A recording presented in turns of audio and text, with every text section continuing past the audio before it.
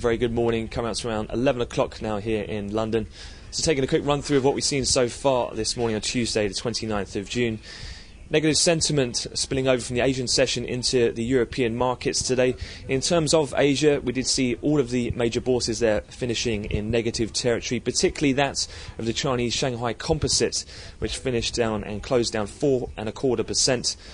Couple of fears down potential overheating the economy after the Conference Board's leading economic indicator came out slightly negative, the first decline there in 5 months, and early rumours of potential weaker than expected manufacturing PMI for China to come on Thursday. However, that has proved unfounded as yet. But again, low equities there, and it has spilled over into Europe, where the major European bourses are down between 2 to 3%, with some underperformance seen in the Spanish IBEX and Italian FTSE MIB, both down around 3% respectively. Another major news story happening overnight was the fact that the US 10-year yield has dropped below 3%. So in a quarter or 3-month period, we've gone from around 4 to 3% in those US yields. So substantial fall there, and analysts are predicting we could see some further declines to come going forwards over the course of the next few months.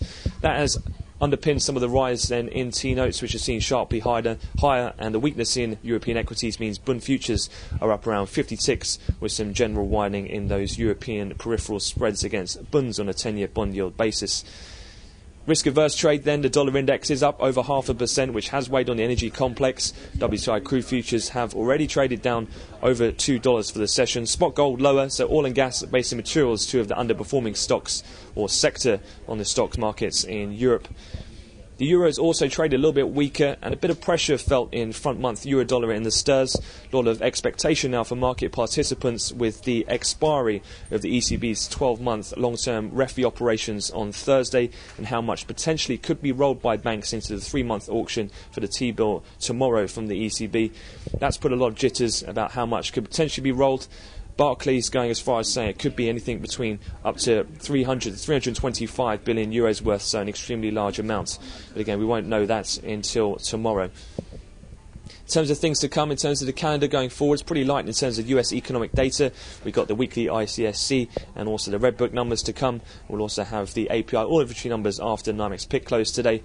But if you'd like to refer to any of the key stories and headlines, you can look at the RANsquawk website for all of the morning's top news. But I wish you all a great trading day. We'll have another update from RANsquawk at the European cash close.